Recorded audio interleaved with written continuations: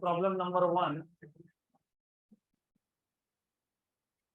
A monochromatic ray of light strike the water. Water का refractive index है 4/3. Surface in a cylindrical vessel at an angle of incidence 53. तो process same होगा. हमको question exactly एक बार read करके समझ लेना है. We will draw required diagram and then solve it. A monochromatic ray of light strike the water surface और water का रिफ्लेक्टिव इंडेक्स है 4/3 at an angle of incidence 53 degree. एक सिलेंड्रिकल वेसल है. You have a cylindrical vessel which is filled with water. और आगे बोला है depth of water is 36 centimetre. तो जो सिलेंड्रिकल वेसल था उसका जो डेप्थ है that is 36 centimetre. After striking the water surface how long will the light take to reach the bottom of the vessel. Upper surface को strike होने के कितने टाइम के बाद the ray of light will strike the bottom of the vessel. Angles of the most popular Pythagorean triangle of sides in the ratio 3:4:5 are nearly 37 degree, 53 degree and 90 degree. तो पहले question को समझ लो. ये जो bracket के अंदर आपको information दिया है, ये इन्फॉर्मेशन इसलिए दिया है कि पाइथागोरस थ्योरम अप्लाई कर सकते हो. This is they are giving you hint. Monochromatic ray of light strikes water surface in a cylindrical vessel. तो to start with हमारे पास एक cylindrical vessel है.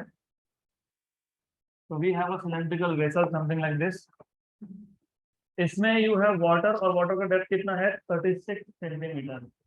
What is depth of water? What is depth of water? 36 centimeter.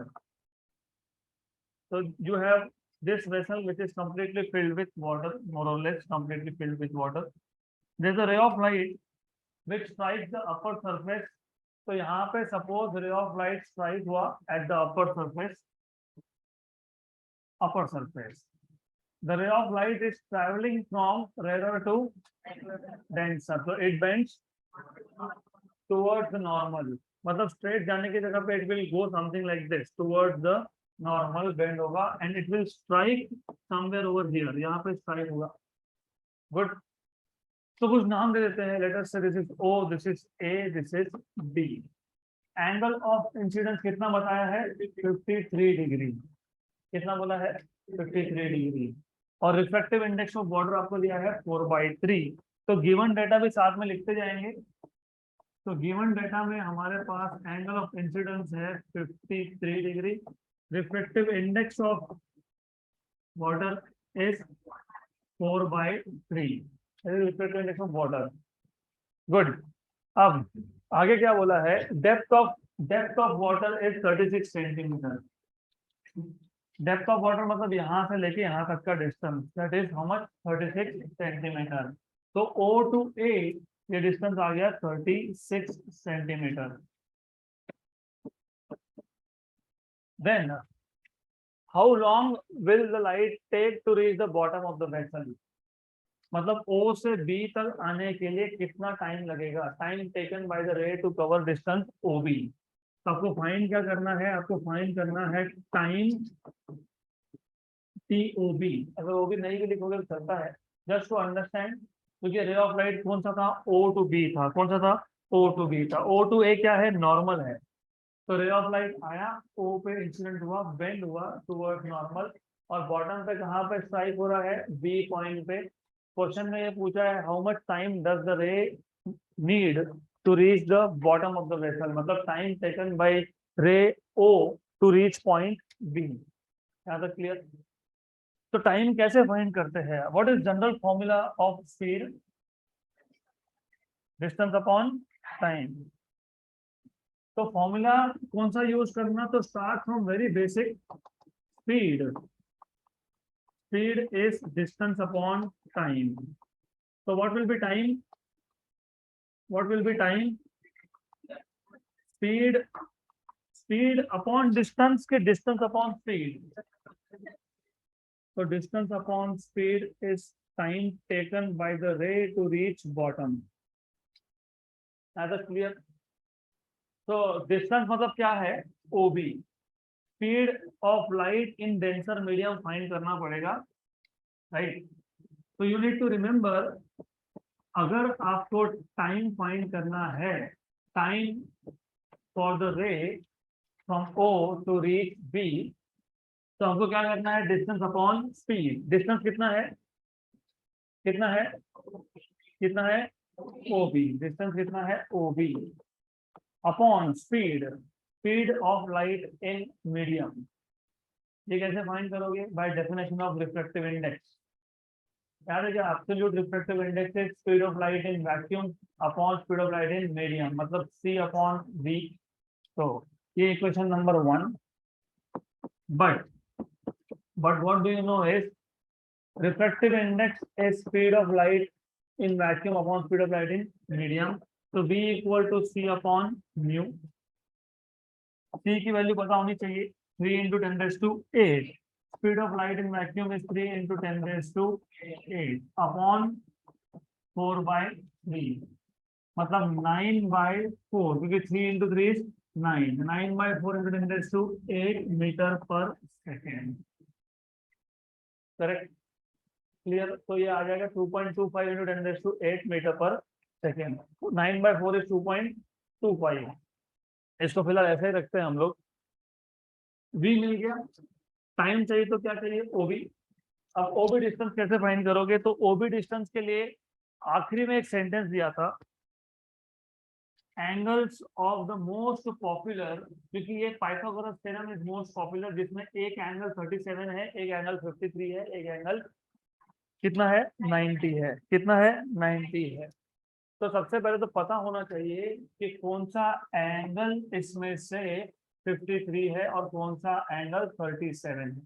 वो कैसे समझेगा, बहुत simple है, extremely simple है। लुक, यहाँ पे ध्यान होना चाहिए, you need to pay attention here. ये 53, तो टोटल एंगल भी 53, करेक्ट, वर्टिकली अपोजिट एंगल। तो एंगल ऑफ रिफ्रैक्शन, क्योंकि लाइट जा रहा था रेयर से डेंसर, तो ray is bending towards normal, तो डेफिनेटली ये जो एंगल है ये 57 से कम है, तो ये कितना आएगा, 37। 37 ही क्यों आएगा, क्योंकि बोला है उन्होंने, उन्होंने खुद बता दिया कि एंगल कितने कितने हैं, एक 37 है, एक 53 है, एक 90 है। अगर ये 37 है, ये एंगल 90 है, तो बचा हुआ ये 53 ही होगा, करेक्ट। Is this clear. तो तीन एंगल कहाँ से आए, तो गिवन डेटा ही था, डेटा ही था वो। और देन और एक चीज, साइड का रेशो 3:4:5, 3:4:5। तो अब एक चीज तो पक्की कि ये है 5, मैं रेशो बता रहा हूँ, रेशो तो थोड़ा कंफ्यूजन हो जाएगा आपको, बोलोगे 5 centimetre is not 5 centimetre, it is ratio. Ratio जब आप लिखते हो ना, सपोज दो साइड्स का x1 अपॉन x2 का रेशो अगर सपोज 3/4 होगा, सपोज, तो इसमें लिखते हो x1 equal to 3x and x2 equal to 4x, तो ये पता होना चाहिए। तो रेशो जब दिया हो तो एक कॉमन मल्टीप्लिकेटिव फैक्टर आता है उसमें, पता है ये, पता है, अगर रेशो दिया हो तो एक कॉमन मल्टीप्लिकेटिव फैक्टर आता है। रेशो क्या है, गिवन में साइड का रेशो क्या है, 3:4:5। अब 5 तो पक्का OB ही होगा, क्यों, हाइपोटेन्यूज, करेक्ट। बचा कौन, OA और AB, सबसे छोटा कौन है, AB। तो फिर एक रेशो है, ये आएगा AB:, नहीं, AB सबसे छोटा, तो पहला 3, उसके बाद कौन है, OA is to OB, क्योंकि OB क्या है, हाइपोटेन्यूज। यहाँ तक क्लियर। तो आइडेंटिफिकेशन करना बहुत इंपॉर्टेंट है, कौन सा साइड क्या, 3:4:5 दिखता है हमको, यू कैन सी कि ये जो साइड है ये सबसे बड़ा है, तो रेशो में सबसे आखिरी में ये लिखा जाएगा 3:4:5। सबसे पहले कौन सा नंबर था, 3, तो सबसे छोटा कौन, AB। तो AB:OA:OB, तो 3:4:5, ये आ गया 3:4:5। यहाँ तक क्लियर। लेकिन ये रेशो था, जब रेशो से नंबर में जाना होता है ना, तो एक कॉमन मल्टीप्लिकेटिव फैक्टर लगता है, मतलब 3 को भी एक नंबर से मल्टीप्लाई करोगे, 4 को भी और 5 को भी।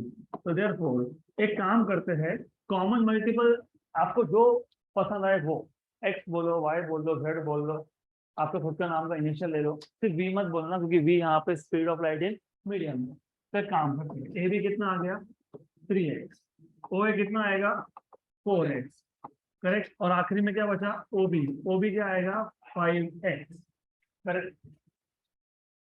ए B is how much 3x, O A कितना है 4x, 4x कितना आ गया 36 सेंटीमीटर, क्योंकि डेप्थ कितना था 36, right. but what you know is OA which is equal to 4x is equal to 36 centimetre, तो x equal to 9 centimetre, 9 centimetre आ गया। और ये कौन था, ये कौन है, ये क्या है 5x।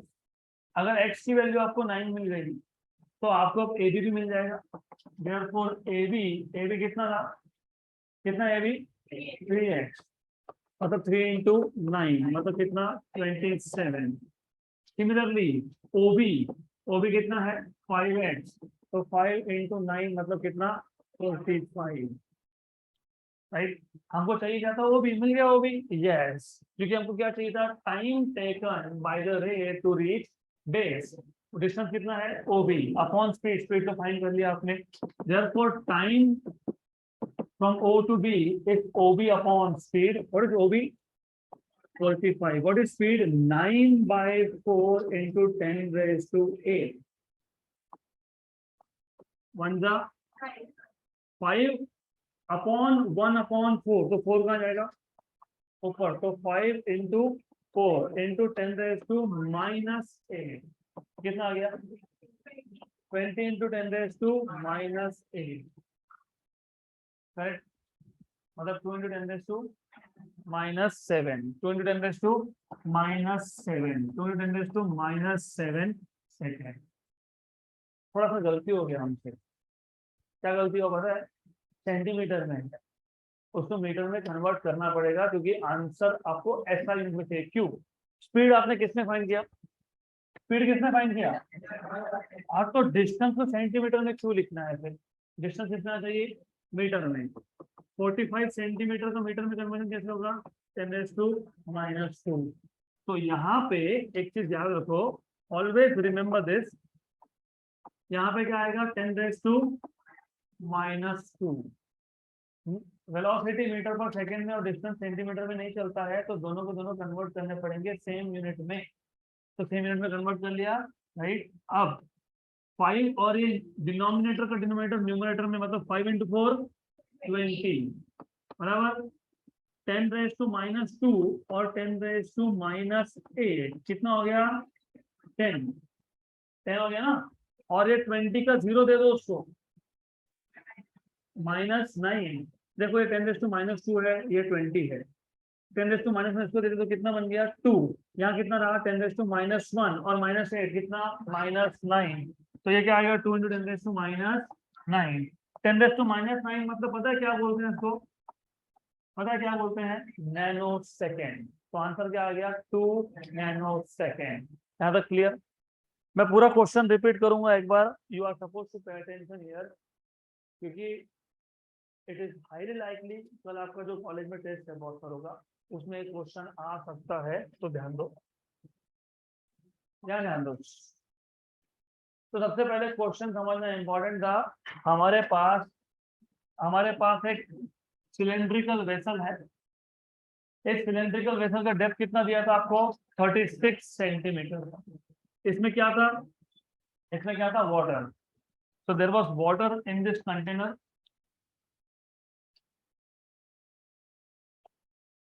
यहाँ पे वाटर है, क्लियर। इसके ऊपर, इसके टॉप सरफेस पे एक रे इंसिडेंट हुआ। पहले मैं नॉर्मल ड्रॉ कर लेता हूँ, दिस इज नॉर्मल। यहाँ पे एक रे इंसिडेंट हुआ at an angle 53। Light is travelling from rare to denser, it will bend towards normal. तो रे ऑफ लाइट कहाँ से कहाँ गया पहले समझ लो। रे ऑफ लाइट यहाँ पे आया, 53 डिग्री पे इंसिडेंट हुआ, ये ए था, ये यहाँ पे बी है, लाइट बेंड हुआ टुवर्ड्स नॉर्मल। इसमें 3 एंगल बने, 3 में से एक एंगल है 90। अब बचे हुए दो कैसे आइडेंटिफाई करोगे? उन्होंने दे के रखा है, आपको कैलकुलेट नहीं करना है, उन्होंने बता दिया 37, 53 एंड 90। 37, 53 एंड 90। अब अगर ये स्ट्रेट लाइन ड्रॉ करता मैं यहाँ पे, तो ये एंगल कितना है? 53। मतलब एंगल ऑफ रिफ्रैक्शन तो 53 से कम ही आएगा, तो ये कितना आएगा? 37। ये कितना आएगा? 53। करेक्ट। 3 साइड का रेशियो भी दिया है, 3:4:5। सबसे छोटा 3, ये आएगा 4, ये आएगा 5। रेशो था, रेशो से नंबर में जाने के लिए एक कॉमन मल्टीपल होता है, तो उसको मान लिया x। 3x, 4x and 5x। ज्यादा क्लियर? पक्का पक्का श्योर? लेकिन डेप्थ कितना बताया था? 36। तो यहाँ से x मिल जाएगा 9। अगर ये 9 मिल गया तो ये 3x आ जाएगा, 3 × 9 27, ये आ जाएगा 45। करेक्ट। हमको पूछा था कि रे को कितना टाइम लगेगा, तो अगर आपके बेसिक्स यहाँ पे 11 का कुछ सीख ही नहीं रहे हम लोग, ये सब 10th का ही चल रहा है सिर्फ। Apart from definition of reflective index is speed of light in air to that of speed of light in medium. तो स्पीड मिल जाएगा c/μ। हमको पूछा था टाइम कितना लगेगा, तो time is distance upon speed. Distance upon speed.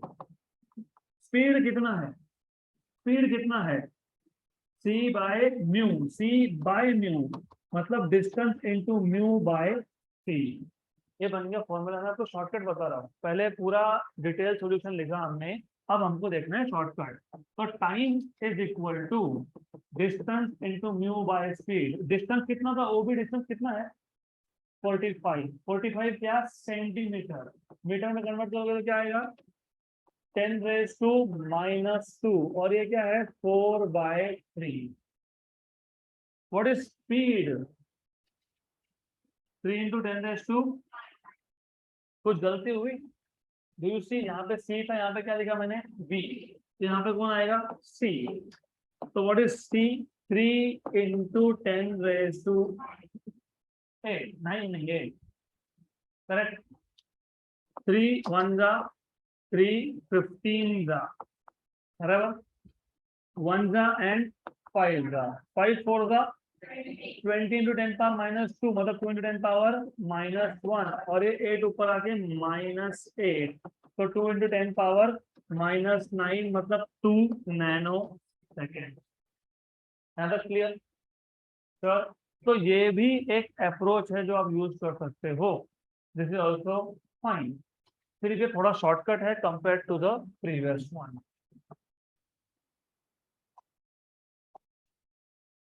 Question, let us move to next question. सबका ध्यान यहाँ पे। A glass slab of thickness 2.5 centimeter having refractive index 5/3 is kept on an ink spot। तो पहले question का पहला sentence अच्छे से पढ़ के अच्छे से समझ लो।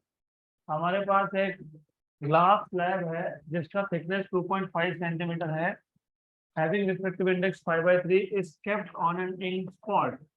तो सबसे पहले हमारे पास एक ग्लास स्लैब है, तो we have a glass slab. कितना इसका थिकनेस है? 2.5 सेंटीमीटर। तो you have a glass slab 2.5 centimetre thick, it is kept on an ink spot. तो object is in denser medium, observer must be in rare medium. तो याद है जब object denser medium में होता है, ऑब्जर्वर रेयर मीडियम में होता है, तो द ऑब्जेक्ट अपीयर्स नियरर। अगर एक एक सिंगल मटेरियल हुआ तो shift will be due to only single material, मतलब apparent depth will be real depth upon refractive index mu. याद है क्या? Refractive index mu was real depth upon apparent depth. तो apparent depth will be real depth upon mu अगर single होगा तो।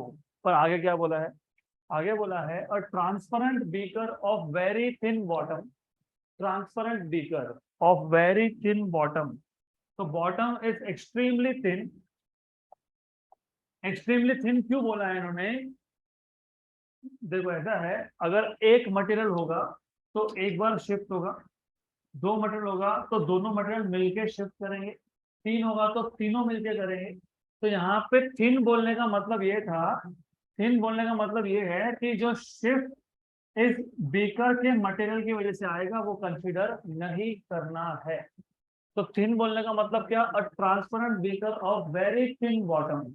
Very thin bottom मतलब material of beaker should not be taken into account, उसको consider नहीं करना। Beaker के अंदर क्या है वो करो, containing water of reflective index 4/3। तो बीकर के अंदर कौन है, अंदर कौन है, वाटर। तो वाटर को आप कंसीडर करोगे, this is what they are trying to tell you.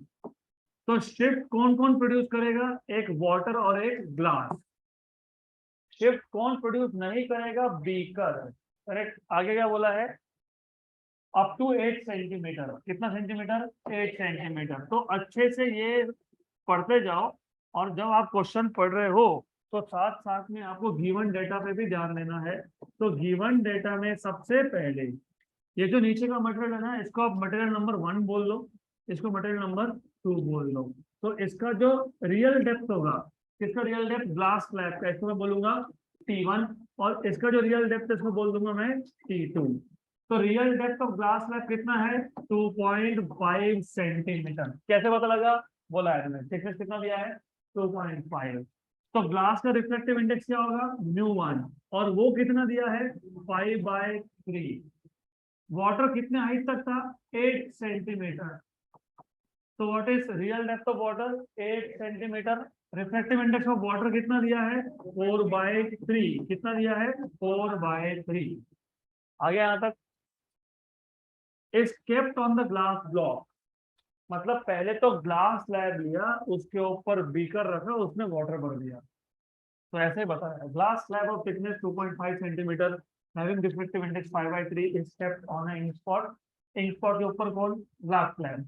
Transparent beaker of very thin bottom containing water of reflective index 4/3 up to 8 centimetre is kept on glass slab. Ink spot के ऊपर glass, glass के ऊपर beaker, beaker के अंदर water. Calculate apparent depth of the ink spot when seen from outside air। मतलब आप जब यहां से देखोगे तो आपको जो इंक स्पॉट है वो शिफ्टेड दिखेगा। तो कितना शिफ्टेड दिखेगा, what is the apparent depth.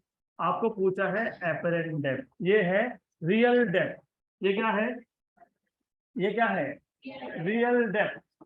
तो real depth is T1 plus T2। हमको फाइंड करना है एपरेंट डेप्थ। तो क्या फाइंड करना है, apparent depth। What you're supposed to find out is apparent depth। तो फाइंड करना है आपको apparent depth।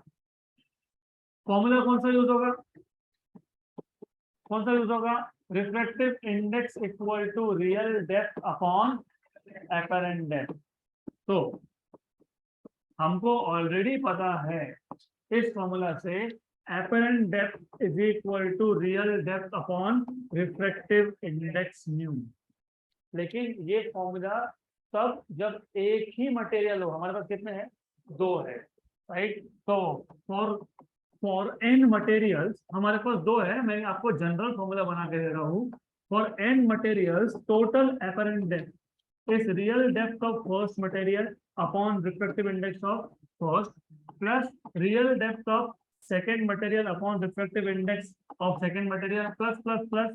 हमारे पास अगर एन मटेरियल होंगे तो real depth of n material upon reflective index of n material, right. तो तीन होते तो up to third term RD upon μ1 plus RD2 upon μ2 plus RD3 upon μ3। चार होंगे तो प्लस RD4 अपॉन μ4। पांच होंगे तो RD5 अपॉन μ5। यहाँ तक क्लियर। देन हमारे पास दो ही मटेरियल है, तो total apparent depth will be real depth of first upon refractive index of first plus real depth of second upon refractive index of second।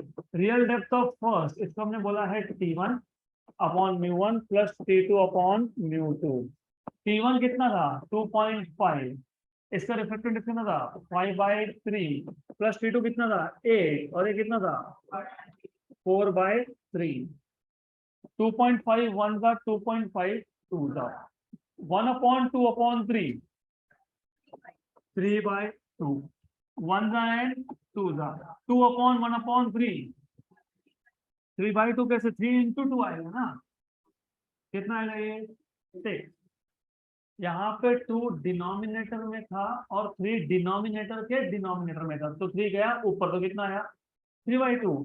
यहाँ पे 2 न्यूमरेटर में है और 3 डिनोमिनेटर के डिनोमिनेटर में, तो कहाँ जाएगा ये न्यूमरेटर। व्हाट इज 2 into 3 6 3/2 मतलब 1.5 1.5 plus 6 7.5 सेंटीमीटर।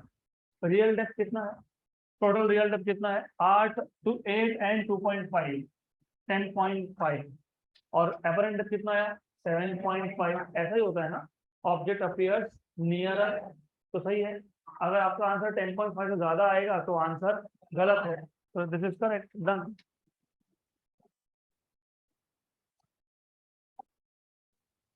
Next question. अब अगला क्वेश्चन भी, इसमें भी बहुत ज्यादा ज्योमेट्री लगेगा, so you should know what is alternate angle theorem. You should know properties of similar triangle. So let us go ahead to next question. Figure below shows, यहाँ पे कोई डायग्राम नहीं है तो नेक्स्ट पेज पे हो। Figure below shows section ABCD of a transparent slab. ABCD of a transparent glass slab. तो हमारे पास एक ट्रांसपेरेंट स्लैब है, उसका एक सेक्शन है ABCD। आगे बोला है there is a tiny green LED light source at the bottom left corner B. So there is a tiny मतलब small green LED light at the bottom left corner और बोला भी है B पॉइंट पे। तो ABCD एक section था, उसमें से B पॉइंट पे एक टाइनी LED ग्रीन लाइट है। A certain ray of light from B suffers total internal reflection at nearest point P. Certain ray, क्योंकि ये जो ग्रीन LED है इसमें से बहुत सारे रेज निकलेंगे, उसमें से एक certain ray suffers total internal reflection from point P. तो यहाँ पे आया और टोटली इंटरनली रिफ्लेक्ट होके यहाँ गया, right. A certain ray of light from B suffers total internal reflection at nearest point P on the surface AD. AD surface पे P point था, इस P पॉइंट पे उस रे का क्या हुआ टोटल इंटरनल रिफ्लेक्शन। और आगे क्या बोला है and strike the surface CD at point Q. Internally reflect होकर वो कौन से सरफेस के पास गया CD, वहां जाके कहां स्ट्राइक हुआ Q पॉइंट पे। Determine reflective index of material of the slab. तो डिटरमाइन मतलब फाइंड, क्या फाइंड करना है reflective index of material of slab. आगे डिस्टेंस DQ, D से Q का डिस्टेंस, दिखने को ये हमको दिख रहा है मिड पॉइंट, दिखता है कि Q मिड पॉइंट है। अगर Q मिड पॉइंट है तो डिस्टेंस कितना आएगा DQ 1.5, क्योंकि टोटल डिस्टेंस कितना है 3। देन आगे बोला है at Q the ray PQ will suffer partial or total internal reflection.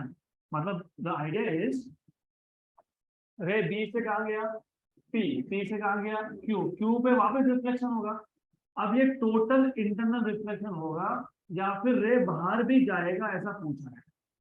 अगर रे बाहर भी जाएगा तो पार्शियल रिफ्लेक्शन मतलब रे का कुछ पार्ट अंदर और कुछ पार्ट बाहर। some part will be reflected and some will be transmitted, उसको आप रिफ्रैक्टेड भी बोलते हो, राइट। तो वो डिपेंड करेगा, वो किस पे डिपेंड करेगा एंगल पे। कौन से एंगल पे, इस एंगल पे। तो मैं इसको ड्रॉ कर लेता हूँ, I just draw it like this. तो क्वेश्चन समझ में आया। हमारे पास एक रेक्टेंगुलर स्लैब है ABCD, गुड। लेफ्ट कॉर्नर पे बॉटम लेफ्ट, ये बॉटम राइट है C, ये बॉटम लेफ्ट है। टॉप लेफ्ट है A, टॉप राइट है B। बॉटम लेफ्ट पे B पॉइंट पे एक LED लाइट का, जस्ट लाइक दिस लाइट, वो सिर्फ ग्रीन कलर का है, हमारे पास यहाँ पे रेड कलर का। यहाँ से रे निकला AD साइड पे एक P पॉइंट था, वहां पे स्ट्राइक हुआ, करेक्ट। और टोटली इंटरनली रिफ्लेक्ट हुआ।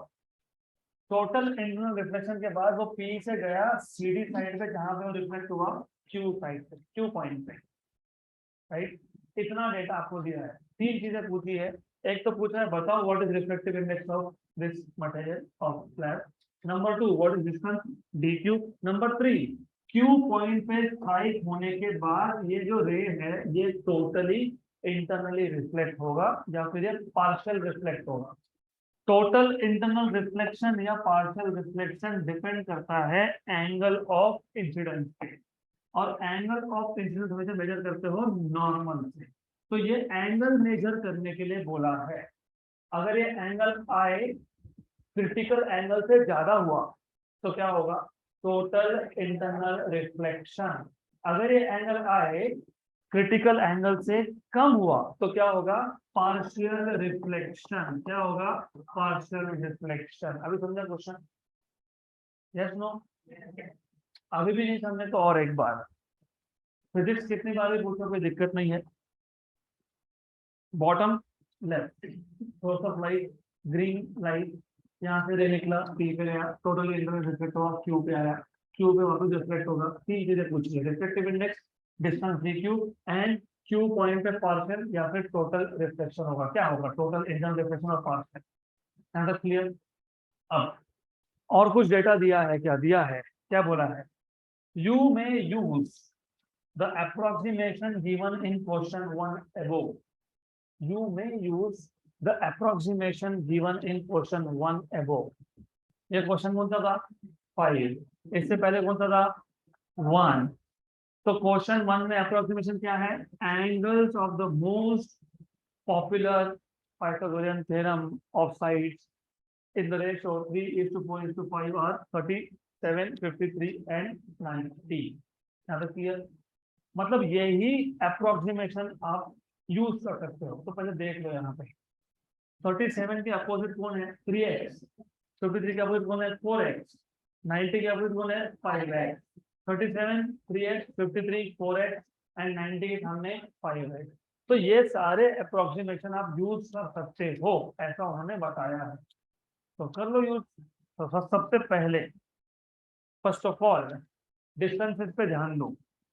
ये डिस्टेंस कितना है, 4 सेंटीमीटर। कितना है, कितना है, 4 सेंटीमीटर।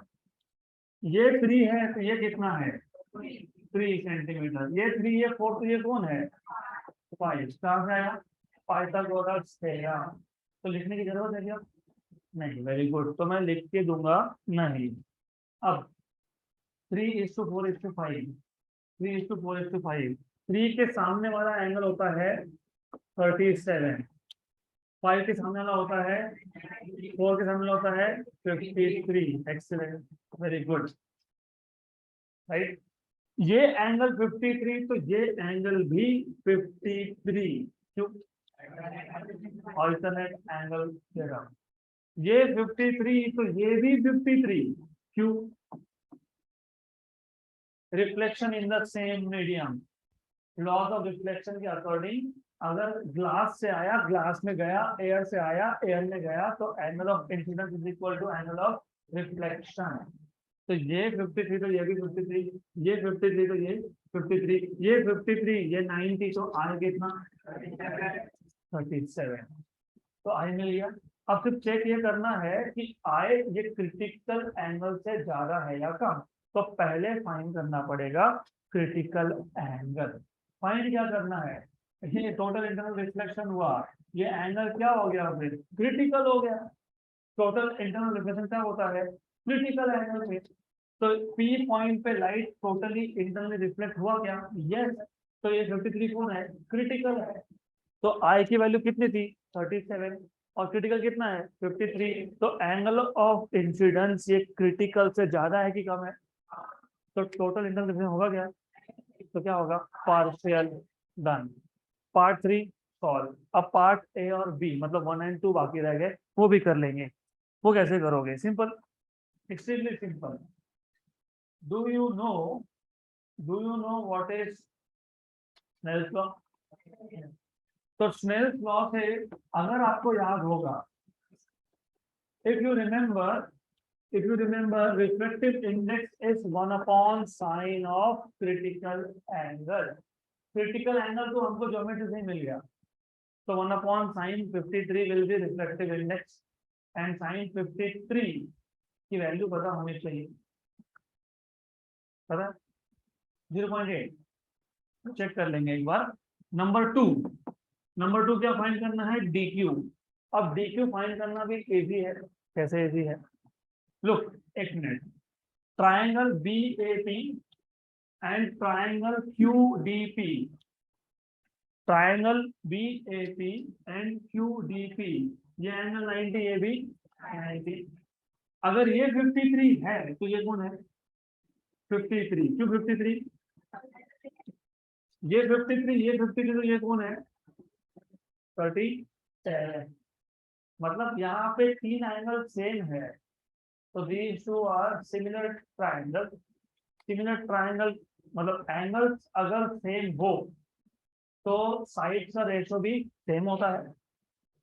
इसका मतलब ये जो साइड है 37 के सामने वाला वो कितना हो गया 3x बराबर, 53 के सामने वाला कौन हो गया 4x, और ये क्या आएगा 5x, क्या आएगा 5x बराबर। अगर x मिल जाता है तो क्वेश्चन खत्म। ये कितना है, कितना है, क्योंकि दिया है ना 4, टोटल कितना है, तो ये कितना बचा 2 सेंटीमीटर, कितना बचा ये 2 सेंटीमीटर। तो 4x की वैल्यू कितनी आ गई, 4x की वैल्यू कितनी आ गई, तो x की वैल्यू कितनी आ गई, कितनी आ गई, तो 3x कितना आया 3/2, मतलब कितना आया, मतलब Q इज मिड पॉइंट। हो गया क्वेश्चन सॉल्व, हो गया, म्यू भी मिल गया हमको, DQ भी मिल गया और I भी हो गया, तो हमारा काम तो डायग्राम में ही खत्म हो गया, करेक्ट। अब एक काम करेंगे, डायग्राम में तो हो गया खत्म, ठीक है, लेकिन हम इसको प्रॉपरली लिख भी लेंगे। तो नंबर 1 टू सॉल्व दिस, सबसे पहले हमको क्या फाइंड करना है, refractive index which is 1 upon sine C मतलब कौन, critical angle, but critical angle कितना है 53। कहाँ से लिखा हमने, from diagram, from figure what we see is angle C is 53, so mu equal to 1 upon sine of 53। what is sine 53, 0.8, नहीं तो देख लो यहाँ पे कैलकुलेटर 53 डिग्री, और जब कैलकुलेटर यूज करोगे तो रेडियन और डिग्री चेक कर लेना। साइन ऑफ 53 कितना है 0.7986, मतलब कितना 0.8, तो 1 अपॉन 0.8, 1 अपॉन 0.8 मतलब 10 अपॉन 8, 10 अपॉन 8 आता है कि नहीं, 0.8 मतलब कितना 8/10, तो 8/10 डिनोमिनेटर का डिनोमिनेटर कहाँ जाएगा, तो ये क्या आएगा 5/4, तो रिफ्रैक्टिव इंडेक्स कितना आ गया 5/4। डन। दूसरा क्या फाइंड करना था, DQ। अब ये जो दो ट्राइंगल्स है वो ट्राइंगल्स आर सिमिलर, राइट, तो from triangle BAP and triangle, कौन सा ट्राइंगल था, और एक QDP, what do you see, इन दोनों ट्राइंगल से what do we see is sides are also in the same ratio। कौन से sides, PA and PD, they are in the same ratio, so PA and PD they are in the same ratio। एक काम करो, better will be to write down 3:4:5। 3 कौन था AB, 4 कौन है AP, तो AB is to PB कितना है, ये 5 है, PB तो कितना है 3:4:5। सिमिलरली जो दूसरा ट्राइंगल था, ये ट्राइंगल साइड्स, कौन सा sides, DQ DP and PQ, DQ DP and PQ, इसका रेशो कितना है 3:4:5। यहाँ तक करेक्ट। राइट.